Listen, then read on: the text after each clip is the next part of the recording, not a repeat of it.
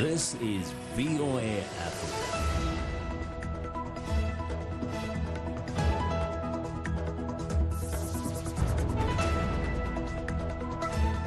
Good evening, I'm Esther Githu-Ewart. It's Tuesday, November 19th. This is Africa 54. Nigeria's border smuggling crackdown is affecting regional trade, but rice farmers celebrate the move as a boost to demand for local rice. Scientists in Burkina Faso deploy genetically sterilized mosquitoes in the war on malaria, sparking a bioethics debate. And up to 5 billion people are without access to safe and affordable surgical care and anesthesia worldwide. We'll discuss some of the solutions to address the challenges.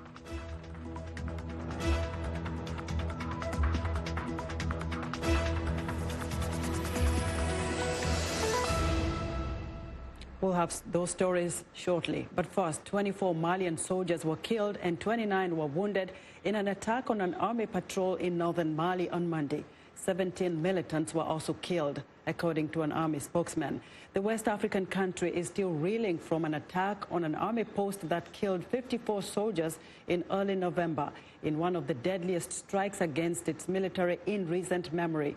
The attack underscores the increasing reach and sophistication of armed jihadist groups active in the wider region. Authorities have not named the assailants or identified the group they belonged to. From strongholds in Mali, extremist groups with Al-Qaeda and Islamic State links have been able to fan out across the Sahel, destabilizing parts of Niger and Burkina Faso. Nigeria's decision to close land border trade to stop smuggling is affecting regional trade and the prices of goods being forced through already bogged down water ports. Nigeria's neighbors argue it's against the principles of free trade, but Nigerian rice farmers are welcoming the move to support local industry. Timothy Obiezu reports from Abuja. Like many Nigerian rice dealers, Emeka Ugwoke imports overland from neighboring Benin, often through informal channels. But since the Nigerian government closed border trade in August to crack down on smuggling, his orders are stuck in Benin and rice prices have shot up. Since I started this rice business, this year is the worst because the border closure has affected many of our goods. The price of a bag of rice has increased by almost 70%. Trade channels remain open through Nigeria's water ports, but they remain clogged by poor infrastructure, bureaucracy and corruption. Nigeria's neighbors complain the suspension of border trade goes against the spirit of the African Continental Free Trade Area deal Abuja signed in July. But Nigerian authorities note that most border trade is illegal and say $8 million worth of smuggled goods have been seized so far. It's yielding so much positive results in terms of security, situation improvement. There's been very tremendous positive improvement on the side of security, and then economic activities have been stimulated. Our farmers are smiling to the banks. The patronage has shifted inward. Rice farmers like Reston Tedeke have indeed benefited from the closed border. Let's put it blunt out there. The federal government should keep the borders shut. If you don't see foreign rice shop, what are you going to do? You're going to look within. While Nigerian authorities say the border will remain closed until at least January, economists warn the trade limit should not be permanent. And we need to promote trade. We need to liberalize trade. But it has to be done in such a way that they will promote employment, that will promote incipient growth and inclusive growth in our economies, but not undermine and destroy the trading relations. Rice trader Ugwoke says as long as border trade is banned, customers are also losing out on quality as standards of cheaper local rice are not as high as imports. Our customers complain that the local rice contains stones and sand particles, and honestly, I have opened some of them and confirmed it. Although Nigeria plans to reopen its border trade by January if its neighbors halt the smuggling, some lawmakers are pushing for a 2-year extension. If that happens, Nigeria will face growing pressure from its neighbors over free trade, as well as from Nigeria's millions of rice consumers. Timothy Obiezu for VOA News, Abuja. German Chancellor Angela Markel on Tuesday told African leaders gathered in Berlin for the third annual Compact with Africa summit that potential investors in Africa want transparency and trust. Markel said the comments came ahead of the conference's official opening that investors from G20 countries, such as German medium-sized companies, wanted to know where they would invest and under what conditions. The Chancellor announced that there would be incentives for German companies that decided to invest more in Africa. Germany already has reformed partnerships with Ghana, Tunisia and Ivory Coast, with Senegal and Ethiopia joining on Tuesday. Zambia's main opposition leader, Hakainde Hichilema, says his party, the United Party for National Development, must promote the country's investment potential. His remarks came during a program organized by the Wilson Center in Washington, D.C. VOA's Peter Clotty sat down with Mr. Hichilema and filed this report. Essentially, I came over here to deliver a talk at the Woodrow Wilson Center here in Washington, D.C. Basically on the state of play in Zambia, economic situation, political situation, what opportunities exist, for growing our economy. So what is the state of play, particularly with the economic situation in Zambia, and how can investors from the U.S. and around the world invest in Zambia? Yeah, essentially we have a declining economy in terms of economic growth. We have a downgrade from the days we used to grow at 7+% per year in terms of GDP. We are down to 3%. Actually, maybe 2019 close will be below 3%, maybe 2% plus, and because of many reasons. And these are the reasons we need to address in order to push up growth. To push up growth, we need investments. For investments to come, we need to make the climate conducive, attractive, conducive, consistent. But to do that, we need to address the current reasons that have suppressed growth in our country. So you met some people here. What can Zambia do at the moment to attract these investors or create the enabling environment for investors to say, okay, well, I want to invest in Zambia? First and foremost, I think growth in our country is inhibited by a number of factors. One of these factors, critical factors, is the debt cripple. I call it a debt cripple because we have a substantial increase in our debt portfolio, which is taking away resources that are meant to be invested in revenue-generating ventures, in sectors that will drive growth. And this debt was obtained at a high cost. I'm talking about interest rate. It was obtained and then not applied in revenue generation. It was applied in consumption and in areas such as road construction, which basically drove the appetite for investment in that area was the corruption element for those in public office to access that borrowed money and therefore inhibited growth to an extent where now in today's revenues available to the country, between two expenditure items, debt service, one, number two, public sector wage, almost 80% of the total revenues go to these two items only. And that leaves less than 20% of the revenues for investment in agriculture, in health, in education, in value addition in manufacturing. That's too little. So we will need to address our message to the investors here that we, as the UPND government, as we take office, will address these issues by basically a couple of measures that we'll take to restructure debt, to basically replace expensive debt with cheaper debt, to reschedule the debt, number two. Number three, all revenues available, most of these will go to investment so that we can grow the economy, create the jobs, business opportunities, raise resources to support health, education, and indeed sanitation, clean water, and other areas. That's the message we're delivering, that we have the capability to deal with this debt crisis that will clear the room, if you like, create a headroom for investment and growth. Be sure to watch Africa 54 on Wednesday when we bring you part 2 of VOA's Peter Clotty's interview with Zambia's opposition leader Hakainde Hichilema, where he talks about closing loops to stamp out corruption as a way to generate revenue and reduce the nation's high unemployment rate. Now, Africa accounts for a whopping 90% of world's malaria cases. Scientists in Burkina Faso recently deployed a new weapon in the war on malaria. As VOA's Arashar Basadi explains, their battle faces bioethical blowback. Scientists at this lab in Burkina Faso have deployed gene warfare against the parasite-carrying mosquitoes that spread malaria. The conventional tools at our disposal today have reached a ceiling and can't become more efficient than they are right now. We have no choice but to look at complementary methods. That is why we're using genetically modified mosquitoes. Professor Diabate runs the experiment for Target Malaria, a research consortium backed by the Bill and Melinda Gates Foundation. The group developed an enzyme that sterilizes male mosquitoes. The action of the enzyme continues after fertilization, which means if the male copulates with a female, the embryo is dead, and the female can no longer have offspring.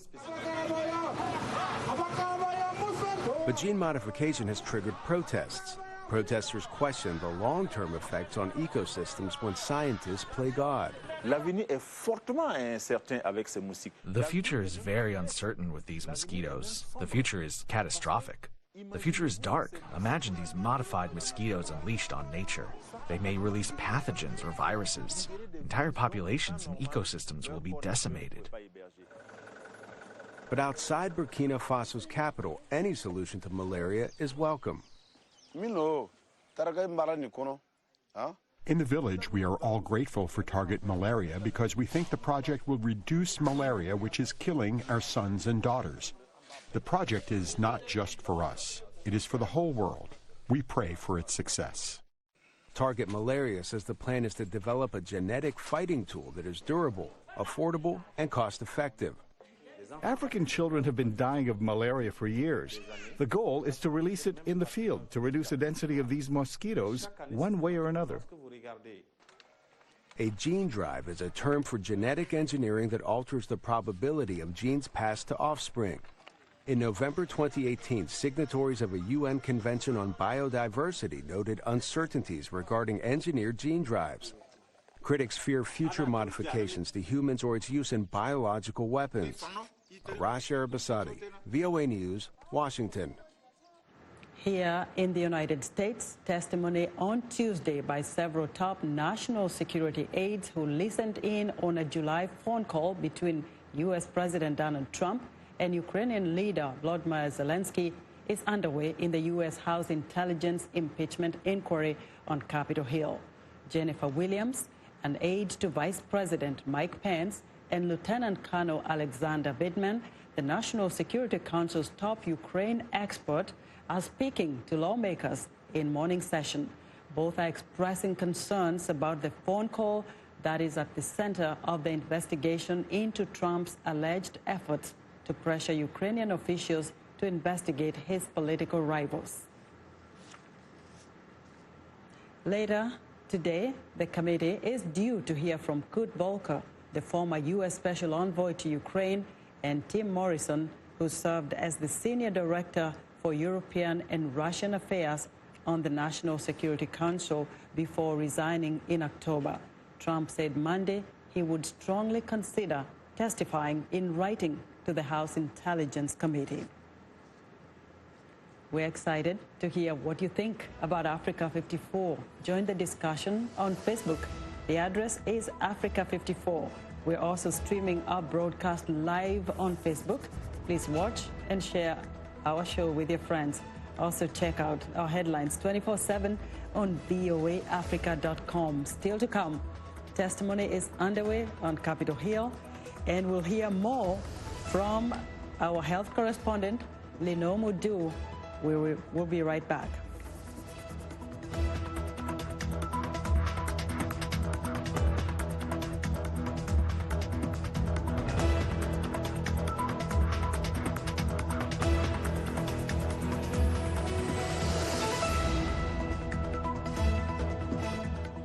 I am Sheikha Sali, host and senior editor of VOA's international call-in talk show, Straight Talk Africa. Today we'll examine the tobacco industry. We pretty much touch on anything that you can think of. Politics, health issues, human rights issues, you name it, we talk about it. The issues that we discuss are pertinent to most people on the African continent.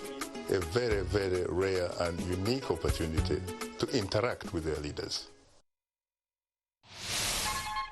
The lyrics could be French, English, Portuguese, Bantu, Arabic. It is the beat. The African beat that counts. The beat does all the translations. It cuts across all languages and gives us the understanding that this is the African beat. It is so distinct and adhesive. It binds us together. African beat on the Voice of America. For more information, visit our website at www.voanews.com/AfricanBeat.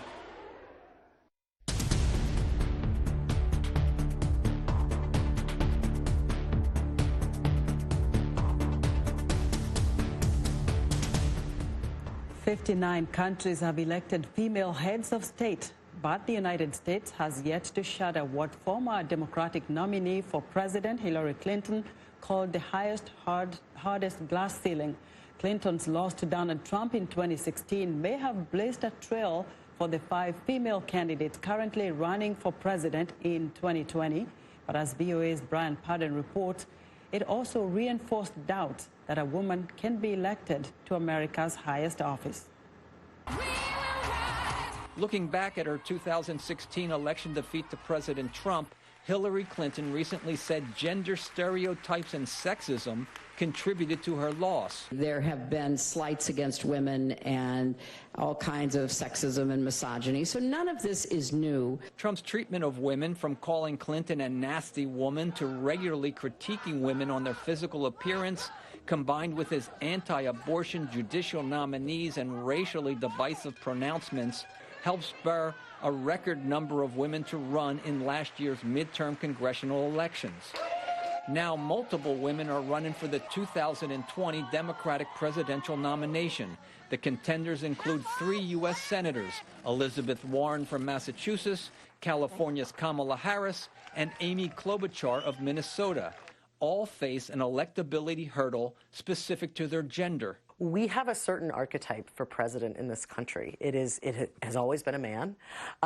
We think of leadership, and particularly presidential leadership, in a certain way. And women don't fit into that yet. Female Democratic candidates can be particularly vulnerable to gender bias attacks that cast them as overly compassionate and not as tough as men in advocating causes like expanded health care for the poor. That probably reinforces existing views of the Democratic Party, when sometimes to win that majority, you need to cut against the stereotype a little bit. After the Clinton loss, some wonder if a male Democrat stands a better chance of winning over Americans who voted for Trump in 2016. But today's Democratic candidates reject any notion that now is not their time. Putting more women in positions of power leads to progress. And it's not always easy, but you don't get what you don't fight for. Another Democratic contender, former Vice President Joe Biden, recently criticized Elizabeth Warren as angry and unyielding. Warren responded in a campaign email saying, "I'm angry and I own it." Today's women candidates are not shy about calling out perceived sexist attacks or double standards in how they are portrayed. I think it's opening everyone's eyes to, hold on, is that the way I would treat a male candidate? And that's good for all of us. Recent elections indicate growing female support for Democrats, and polls show an erosion of support for Trump among women. Women will play a critical role in the outcome of the 2020 election, including whether a woman finally breaks the presidential glass ceiling. Brian Padden, VOA News, Washington.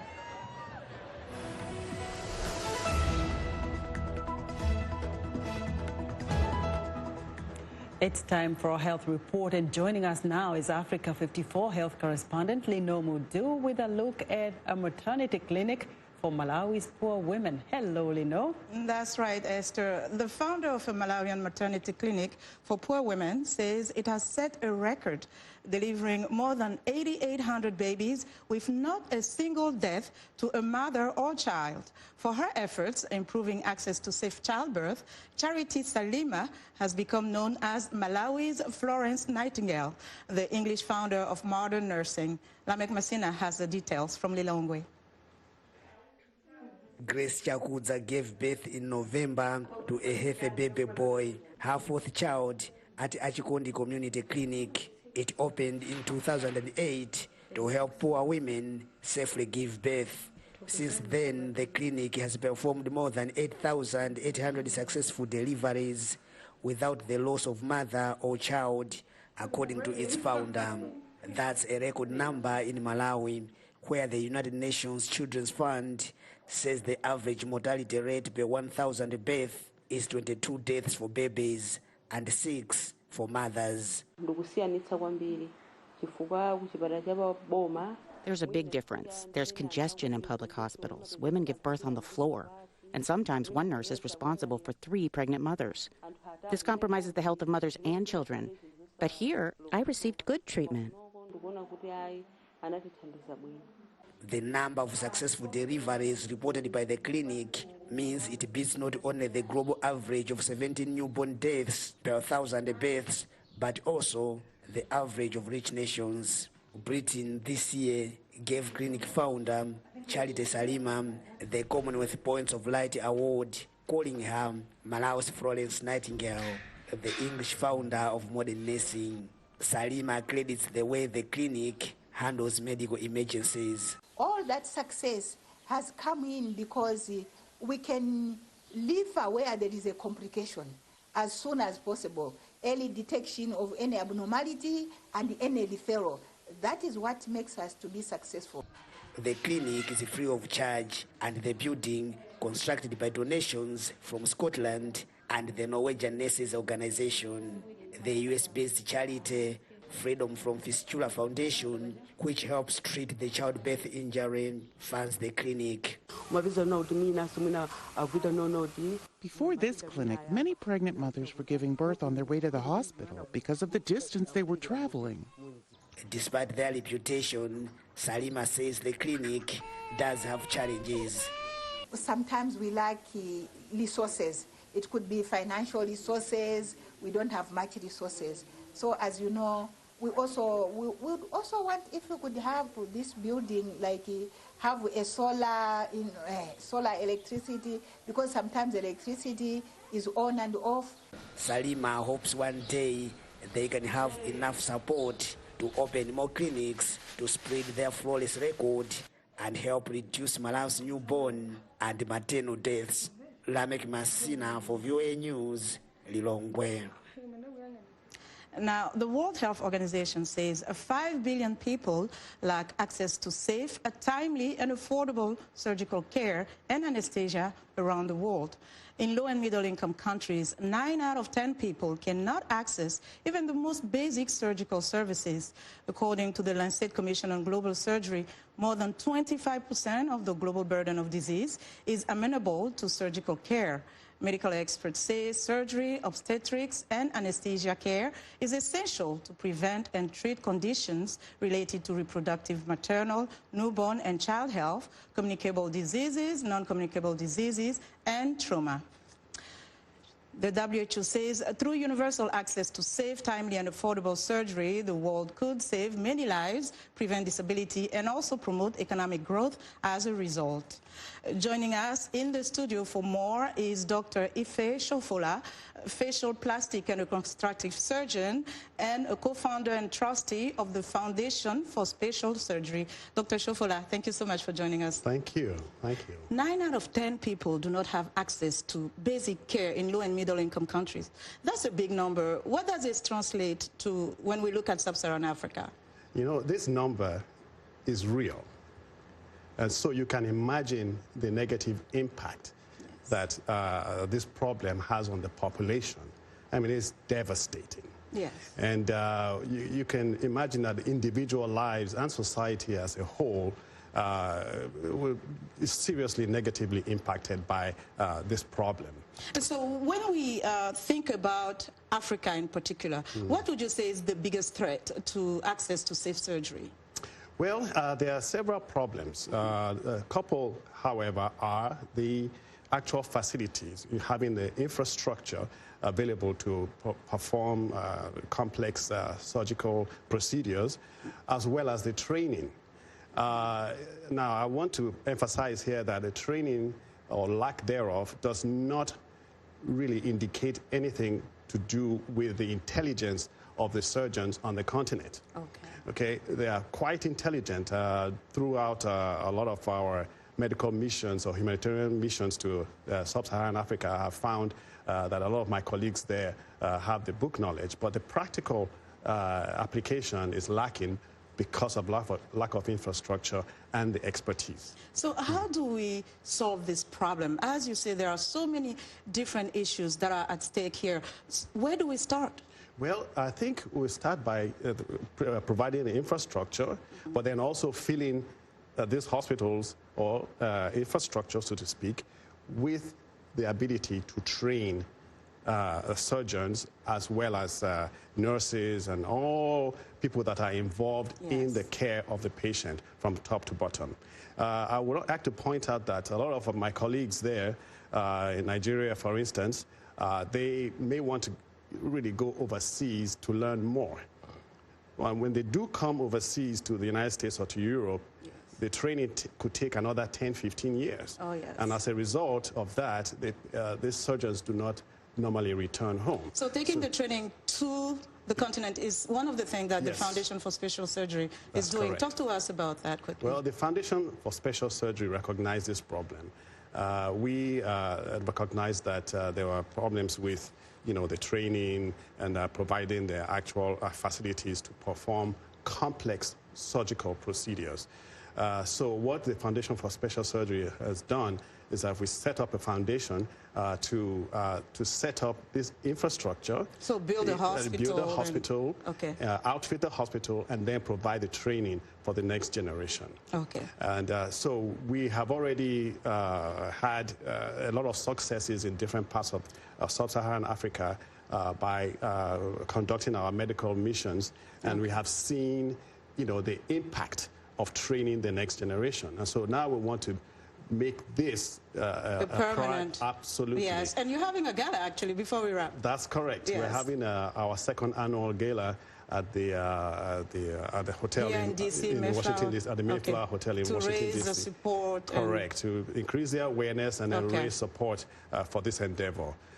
We will certainly encourage people to come to this event. I think they will actually have a wonderful time. Sure, we have no doubt. We have to leave it there. Dr. Shofola, Yes. good luck with the gala. Thank you so much for joining us. Yeah. And that was Dr. Ife Shofola. He is a facial, plastic, and reconstructive surgeon and co-founder and trustee of the Foundation for Special Surgery. That's our health report for today. For more, find me on Twitter @LenorMoudou. Back to you, Esther. Thank you, Lenore. We'll see you again on Tuesday. And that's our show for today. Good night from Washington.